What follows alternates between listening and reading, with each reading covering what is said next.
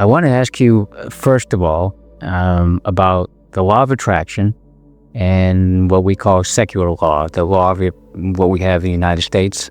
You have talked on and off about law and how it relates to certain things that people have been doing. And most often you talk in terms of litigation as it being something you would not advise people to do. Only because it is usually pushing against something.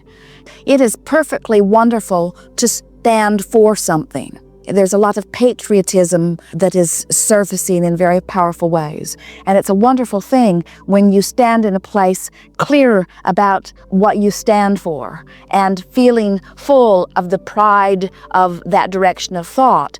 But that is quite different from standing against something. You could use a word either way, and it can mean two entirely different vibrations. And we would say litigation is sort of the same thing. You could be really an advocate of something that you want, but you have to be very light-handed about pushing against what you don't want, because you can't stand for something and push against its opposite at the same time. And so what happens is one side or the other wins in terms of the secular legality, but in reality, everybody loses because everybody's pushed so hard against everybody that for the whole duration, they have used each other as their excuse to pinch off from source energy, and no real good ever comes for very long. And it isn't until it falls into their far and distant past that they begin to recover their life force again, you see. And it doesn't have to be that way.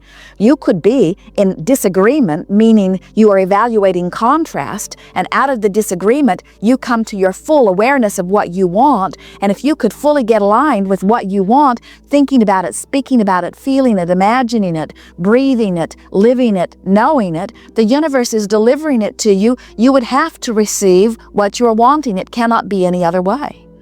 It is conceivable that two adversaries could both, out of the conflict, define what they want, both cry out vibrationally and verbally to source energy, both get in alignment with what they want, and both receive fully what they want. There does not have to be a loser.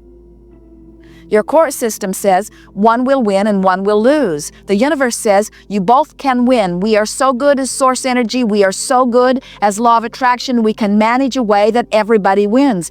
Everybody wins in this vibrational universe. Everybody who will allow their personal winning. Could we examine that in terms of two contexts? One is in terms of criminal law, because there we say there's a victim and then there's the criminal. How does the vibration there line up? I mean, do we have a victim? I mean, if we don't have a victim, then that means we don't have a criminal.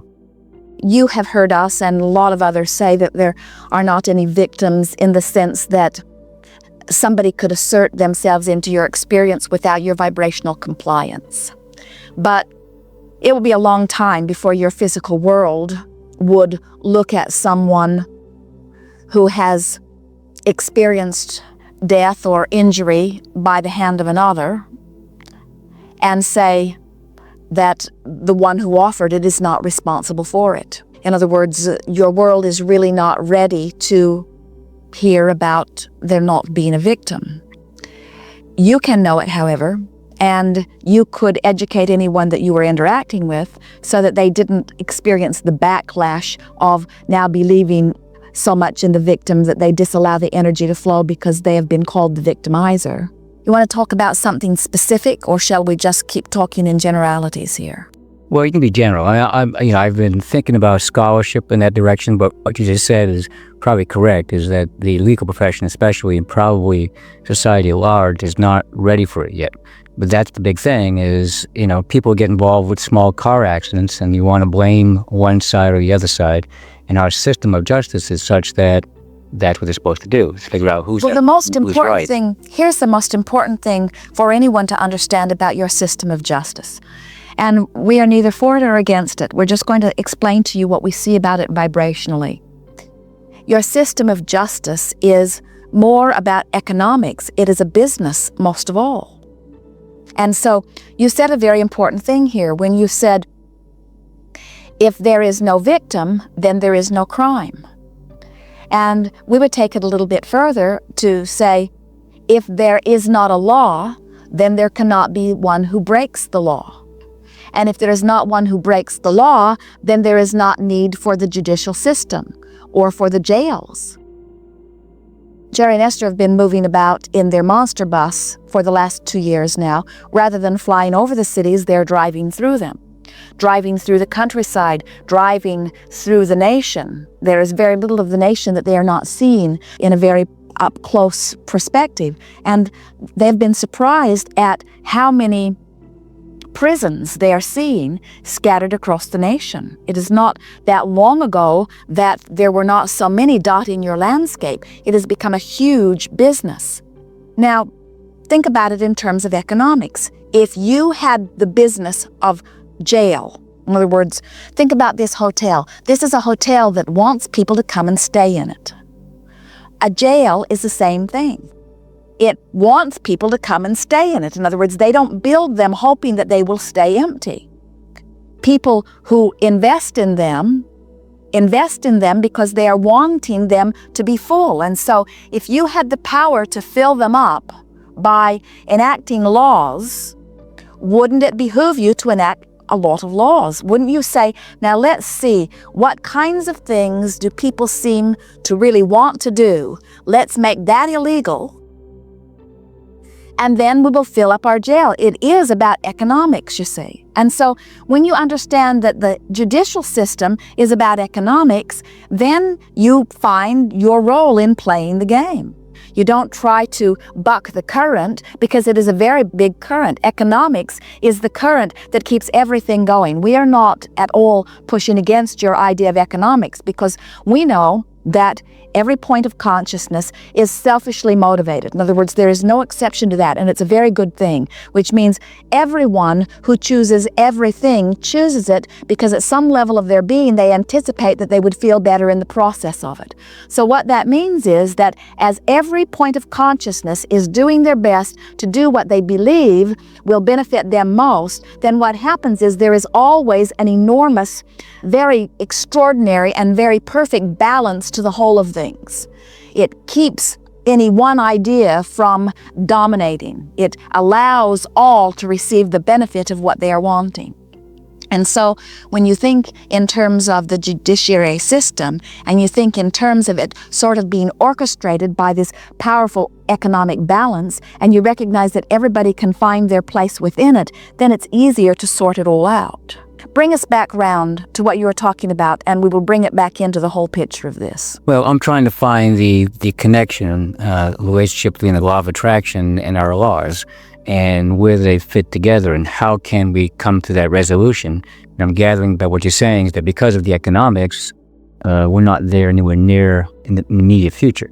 That's going to be quite some time that we can start to understand the law of attraction and therefore let things sort of sort themselves out. Well, most having laws that were forced. If you are wanting to offer a thought that would bring you and your society closer to what you're reaching for, imagine more people understanding law of attraction and understanding that there is no such thing as assertion, that everything is about attraction. Because it isn't until an individual understands that nothing comes to him that he is not inviting, that he loses his fear. And it isn't until you lose your fear of what others will do that you would then be willing to release your laws and trust that law of attraction is the manager that is sorting it all out. In other words, we talk here all day, every day, about the law of allowing. But we always say that it is not likely that you will reach the place where you will relax and allow all others to do as they choose until you have first understood law of attraction. Because until you understand that another cannot assert themselves into your experience, you might feel like you need to control the circumstances around, which feels to you then like you have to gather up all those that would do other than what you need to do. And it isn't until something falls of its economic weight that most of you make those kinds of changes. In other words, we believe that your judicial system, that your incarceration system will fall of its own economic weight. In other words, there will be a time when there will be so many that are in jail and so many that aren't in jail that are feeling the burden of housing them. In other words, talk about a hotel system. There are large parts of your population that are not productive, that are incarcerated, that all of their needs, medical expenses, meals, housing, all is being paid for by those who are not. And as the imbalance becomes too great, it is when it comes to that part of economic decision that we believe that more laws will be softened and more people will be released to their own experience. And of course, there are always extremes. In other words, many would say, well, there are those that we want to lock up and there are those that we don't want to lock up. And we say, as long as there are those you want to lock up, you will always be in that vibration of pushing against. And as long as you are in the vibration of pushing against, there will always be those who appear to be victims, because that's how you become victims. That's how you get what you don't want. It is by pushing against what you don't want, you see. So that is a cycle that must be understood. Your world is coming closer to understanding that the war on drugs is not working. The harder you push against it, the bigger it gets. The war on anything doesn't make it go away. It just makes it get bigger, you see. Great. Thank you. Yes, indeed. Yes, indeed.